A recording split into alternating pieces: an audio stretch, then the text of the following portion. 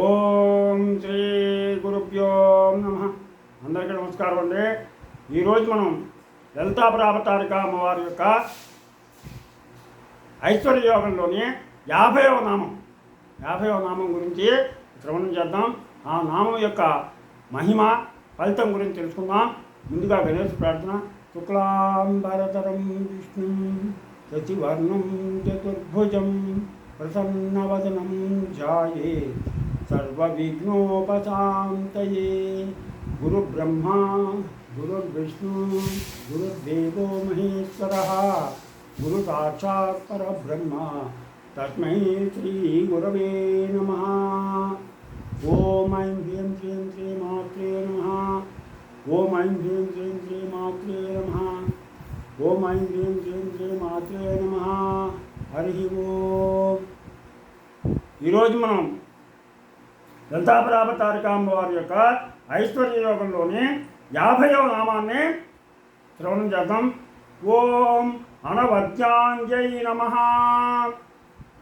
ఓం అనవద్యాంజై నమః. ఓం అనవద్యాంజై నమః. ఓం ఐం హ్రీం శ్రీం ఓం అనవద్యాంజై నమః. ఓం ఐం హ్రీం శ్రీం ఓం అనవద్యాంజై నమః. ఈ 50వ నామం అమ్మవారు సర్వాంతర్యామి, జగత్తంతా కూడా వ్యాపించి ఉన్నటువంటి మహా దేవత, మహాకాంతి, చైతన్య స్వరూపం ఆ తల్లిది. కానీ భక్తులకు దర్శనం ఇవ్వడానికి ఏదో ఒక రూపం ధరించాలి కాబట్టి తనకు కూడా అవయవాలను అంగీకరించింది. అంగం అనగా అవయవం. అంగం అంటే అవయవం. ఈ జగత్తంతా కూడా అమ్మవారు వ్యాపించి ఉంటుంది. కానీ భక్తులను అనుగ్రహించడానికి ఏదో ఒక రూపం కావాలి కాబట్టి తనకు కూడా అంగాలు, శరీర భాగాలు కావాలని అమ్మవారు కోరుకుంది. కాబట్టి ఆవిడికి అంగి అని చెప్పేసి అంటారు. అనగా అవయవాలు కలిగి ఉన్నటువంటి స్త్రీ అని అర్థం. ఈ అవయవాలు విశ్వవ్యాపకమైనవి. అమ్మవారికి భూమి పాదాలు. జాగ్రత్తగా ఉన్నాను. అమ్మవారికి అవయవాలు ఎలా ఉన్నాయంటే ఈ భూమి అంతా కూడా పాదాల కింద ఉన్నాయి. అలాగే ఆకాశం జుట్టు, అలాగే సూర్యచంద్రుడు 3 నేత్రాలు.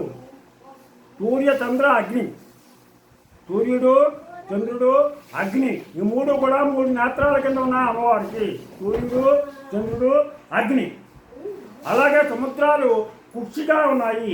ఇలా చరాచర జగత్తంతా తన అవయవాలుగా భాషించే జగదంబను ఓం సర్వానవద్యాంగై నమః అంటోంది మంత్రశాస్త్రం.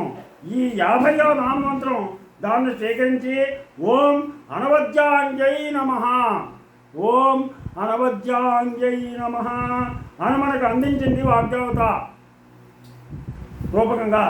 ఏ లోపం లేనిది, ఎవరు నిందించడానికి వీలు లేనిది, శుభలక్షణాలతో కూడినది, తాముద్రిక శాస్త్ర ప్రకారం ఉండేది, ఏ కోణం నుండి చూసినా తప్పుపట్టడానికి వీలు లేని వస్తువును అనవద్యం అంటారు. ఈ అమ్మవారు అనవద్యాంగి అనగా శుభలక్షణాలు లేక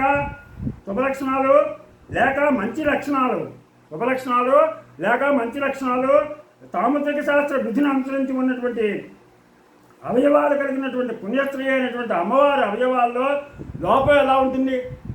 అసలు అమ్మవారి యొక్క అవయవాల్లో ఏ విధమైనటువంటి లోపం మనం ఎంచడానికి సరిపం. ఆ తల్లి సృష్టి మొత్తం సర్వాంగ సుందరం, ఏ దోషం లేనిది. అందుకే అమ్మను చూసిన వారికి సౌందర్యం అంటే ఏమిటో తెలుస్తుంది. ఆ పరాంబిక సౌందర్య లహరి. అందుకే సౌందర్య లహరి. ఈ మంత్రం యొక్క ఫలితం ఏంటంటే ఈ మంత్రం అవయవలోపం ఉన్నటువంటి వాళ్ళు దీన్ని పఠించినట్లయితే అవయవలోపం పోతుంది. గర్భవతులు ఈ మంత్రాన్ని జపిస్తే మంచి పుత్రులు పడతారు. గర్భవతులు ప్రసవం అయ్యేదాకా వీలు ఉన్నప్పుడల్లా జపించినట్లయితే ప్రసవం చాలా సులభంగా జరుగుతుంది, మంచి పుత్రులు కలుగుతారు. అలాగే కాళ్ళు, చేతులు, ఇంకా అవయవాల బాధలు, నొప్పులు ఉన్నటువంటి వాళ్ళు ఈ అవయవాలను చేతులతో తాకుతూ ఉదయం పూట ఈ మంత్రాన్ని 108 సార్లు కనుక పఠించినట్లయితే ఎక్కడైతే నొప్పి ఉందో అక్కడ చేత్తో తాకుతో ఈ మంత్రాన్ని కనుక 108 సార్లు కనుక పఠించినట్లయితే ఆ నొప్పులన్నీ కూడా మటుమాయమైపోతాయి. ఇది అమ్మవారి యొక్క 50వ నామం. మీరందరూ కూడా ఈ అమ్మవారి యొక్క 50వ నామాన్ని పఠించి తగిన ఫలితాన్ని పొందుతారని ఆశిస్తూ, మీకు నా ఛానల్ కనుక నచ్చితే సబ్స్క్రైబ్ చేయండి, అలాగే లైక్ చేయమని కోరుతూ ఈ రాబాదు.